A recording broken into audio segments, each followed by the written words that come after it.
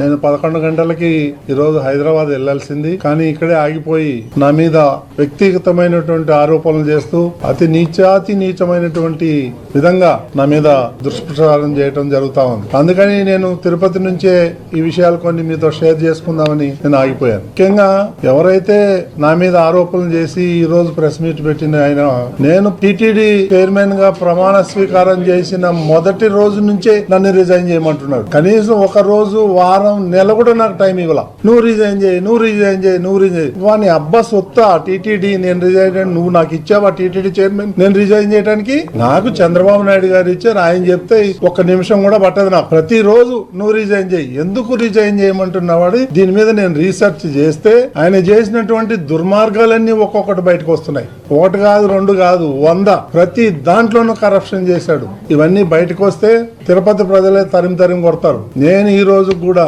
నిస్వార్థంగా ఏది ఆశించకుండా, నేను రాజకీయ నాయకుడిని కాదు, నేను ఒక మీడియా అధినేతని, నేను ఒక బిజినెస్ మ్యాన్ ని. నాకు ఎన్నో అవకాశాలు వస్తే నేను వద్దనుకొని నాకు టీటీడీనే కావాలని ముఖ్యమంత్రి గారిని రిక్వెస్ట్ చేసి నేను ఇక్కడికి వచ్చాను. కొన్ని రిఫార్మ్స్ చేయాలి ఇక్కడ అని. గత 5 ఏళ్లలో మీరు చూసుంటారు ఎన్ని వేల టికెట్లు అమ్ముకున్నారు. నా దగ్గర రికార్డు ఉంది. వాళ్ళు పొరపాటున అది పోతా నా దగ్గర చైర్మన్ ఆఫీస్ లో వదిలేసి వెళ్ళిపోయారు. ఇవన్నీ తీసి చూస్తుంటే ఒక్కొక్కటి బయటపడుతున్నాయి. నిన్న జరిగినటువంటి బోర్డు మీటింగ్ లో కూడా నేను ఒక పాయింట్ లేవనెత్తాను. ఎందుకంటే ఎన్ని స్కాములు ఉన్నాయంటే అన్ని స్కాములు బయట పెడదామంటే ముఖ్యమంత్రి గారు నన్ను ఆపు చేయడం జరిగింది. తిరుమల యొక్క పవిత్రతను దెబ్బతీస్తారు అందరు కలిసి రోజు ఈ స్కాములు బయట పెడతా ఉంటే అది మంచిది కాదు, మన ధర్మానికి, వెంకటేశ్వర స్వామికి మంచిది కాదు, దీంతో ఆపేయండి, ఆ దేవుడే చూసుకుంటాడని నాకు ఆయన హితబోధ చేశాడు. కాబట్టి నేను ఆగాను. లేకపోతే ఈ పాటికి ఇంకొక 10 వీటి చేసిన దుర్మార్గాలన్నీ బయట పెట్టేవాడు. ఇది వేదాలు, దయ్యాలు అని ఏదో సంస్కృతంలో మాట్లాడతాడు. ఇవన్నీ నా దగ్గర నడవదు. నీ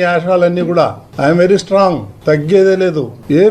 ఏం వీడియోలు పెడతాడండి ఆయన. ఇప్పుడు ఏదైతే వీడియోలు పెట్టాడో వాళ్ళ ఫ్యామిలీ, మా ఫ్యామిలీ మోర్ దాన్ 30 years నుంచి మాకు ఫ్యామిలీ పరిచయాలు ఉన్నాయి. వాళ్ళ ఇంటికి మేము పోతాం, మా ఇంటికి వాళ్ళు వస్తారు. అంత మాత్రాన అసలు కొన్ని చోట్ల వీడియో మార్పింగ్ చేయడం జరిగింది. ఆ చేసే గాడిదలు సరిగా కూడా చేయలే. మళ్ళీ నేను ఎన్నిసార్లు చూసినా అందులో నాకేం తప్పు కనిపించలే. సో ఇవన్నీ చీప్ పాలిటిక్స్ ఆడి నా మీద బురద జల్తానంటే నేను భయపడేటోడిని కాదు. నేను నీలాగా రిజైన్ చేయమంటే చేసేవాడిని కూడా కాదు. ఇవన్నీ కూడా వాస్తవాలన్నీ కూడా నేను ఇమీడియట్ గా కంప్లైంట్ ఇవ్వడం జరిగింది. ఇంకా 6 గంటలో ఎఫ్ఐఆర్ కూడా వస్తుంది. దీన్ని నేను హై లెవెల్ కి తీసుకెళ్తాను. వీళ్ళ సంగతి ఏదో తేలుస్తాను. నేను మాత్రం భయపడేదే ప్రశ్నే లేదు. ఎందుకంటే నేను ఏ రోజైతే జగన్మోహన్ రెడ్డిని ప్రశ్నించా, నువ్వు పట్టు వస్త్రాలు తీసుకొచ్చేటప్పుడు సతీ భగవంతుడి కోసం భక్తులు వేసిన విరాళాలను, భగవంతుడి డబ్బుని ఏ విధంగా దోచుకుంటున్నాం అనేది ఈ రోజు కళ్ళ ముందు కనిపిస్తుంది. ఎందుకంటే మీరు దేవుడితో రాజకీయం చేశారు. దేవుడి లడ్డూనే మీరు చాలా అసహ్యంగా మాట్లాడారు. అది తప్పు అని సుప్రీంకోర్టు చెప్పింది. రాజకీయాల్లో భగవంతుడిని లాగద్దండి. ఎటువంటి జంతు కొవ్వు, ఎటువంటి పంది కొవ్వు ఏవి కలవలేదు అని క్లియర్ కట్ గా చెప్పింది. చెప్పిన తర్వాత కూడా మీరు ఏ విధంగా భగవంతుడిని అవమానపరిచే విధంగా ఫ్లెక్సీలు వేసి గొడవలు చేసి డైవర్షన్ పాలిటిక్స్ చేశారో మనం చూసాం. ఈరోజు సిబిఐ వేసిన కేంద్ర ప్రభుత్వంలోని వాళ్ళు, రాష్ట్ర ప్రభుత్వం వాళ్ళు కలిపి చేసిన ఎంక్వైరీలో ఏమీ లేదని తేలితే నువ్వు మళ్ళీ ఒక కమిటీ వేసావంటే అర్థం ఏంటి? రెడ్ బుక్ రాజ్యాంగాన్ని తీసుకొద్దాం అనుకుంటున్నారా? ఈరోజు సిగ్గు లేకుండా బిఆర్ నాయుడు విషయం కూడా డైవర్షన్ కోసం వైసీపీ తీసుకొచ్చిందంట. వైఎస్ఆర్సీపీ పార్టీ బట్టి ఎన్ని సంవత్సరాలైంది? బిఆర్ నాయుడుకి ఇందులేకతో ఉన్న పరిచయం ఎన్ని సంవత్సరాలైందో ఒకసారి చూసుకోండి. వైఎస్ఆర్సీపీ మీద నిందలు వేస్తే నవ్వుకుంటారు జనాలన్న బుద్ధి జ్ఞానం కూడా లేదా వైసీపీ వాళ్ళకి, టీడీపీ వాళ్ళకి, జనసేన వాళ్ళకి, అట్లాగే బిఆర్ నాయుడిని ఎవరైతే సపోర్ట్ చేస్తున్నారో వాళ్ళకి. ఎందుకంటే వైసీపీ పార్టీ పెట్టింది ఇప్పుడు, కానీ బిఆర్ నాయుడు గారికి ఇందులేఖ కుటుంబంతో ఎప్పటి నుంచో పరిచయం ఉంది. అలాగే ఇందులేఖ గారు బిఆర్ నాయుడు గారి టార్చర్ భరించలేక చంద్రబాబు నాయుడుకి, లోకేష్ కి లెటర్ రాసింది 2019లో. దీంట్లో మేం చేసిన ఫేక్ వీడియోలు ఏముంది, మేం చేసిన తప్పులు ఏముందో మాకైతే అర్థం కాలేదు. తప్పు చేసింది బిఆర్ నాయుడు. వాళ్ళ దగ్గర డబ్బు ఉందని, వాళ్ళ దగ్గర పవర్ ఉందని, అధికార పార్టీ అండుందని, ఈ విధంగా ఆడవాళ్ళని భయపెట్టుకొని లొంగ తీసుకోవాలన్న మనస్తత్వం ఆ టీడీపీ జనసేనలో ఉంది. కాబట్టే ఈరోజు మీరు చేసిన తప్పులకి వెంకటేశ్వర స్వామి ఒక్కొక్కరి చరిత్ర బయటకు తీసుకొస్తున్నారు. కోడూరు చరిత్ర బయటకు వచ్చింది, బిఆర్ నాయుడు చరిత్ర బయటకు వచ్చింది. చంద్రబాబు నాయుడు హెరిటేజ్ లో వాళ్ళు చేసిన తప్పులన్నీ కూడా సాక్ష్యాధారాలతో బయటకు వచ్చి వాళ్ళు ఎలా కుదేలమంటున్నారో మనం అందరూ కూడా గమనిస్తున్నాం. బిఆర్ నాయుడు, మీరు తెలుసుకోవాల్సింది, ఈ రోజు మీకు చంద్రబాబు నాయుడు పవన్ కళ్యాణ్ ఏమైనా కాపాడుతాడేమో గాని వెంకటేశ్వర స్వామి మాత్రం నిన్ను వదిలిపెట్టడు.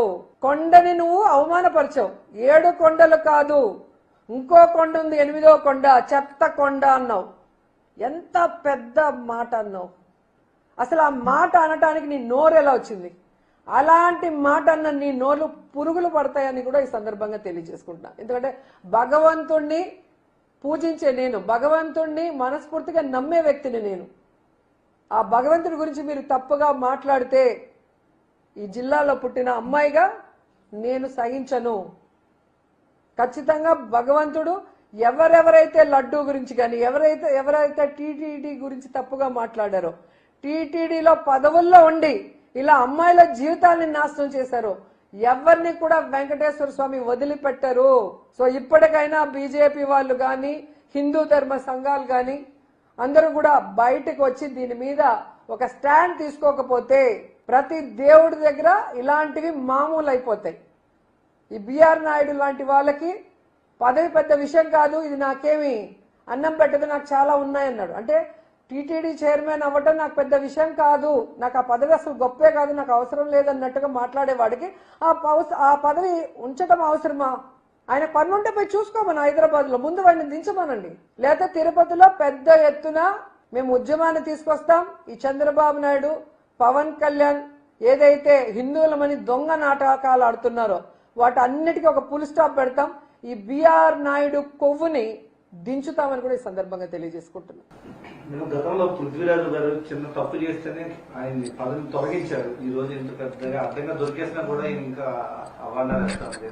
ఖచ్చితంగా అండి, ఒక వాయిస్ రికార్డ్ లో ఇలా అన్నారు పృథ్వీ గారు అని తెలిసిన వెంటనే ఏ విధంగా ఆ పదవిలో ఉండకూడదు అలాంటి వ్యక్తి అని వెంటనే అతన్ని తీసేయటం జరిగింది. మీ అందరికీ కూడా తెలుసు.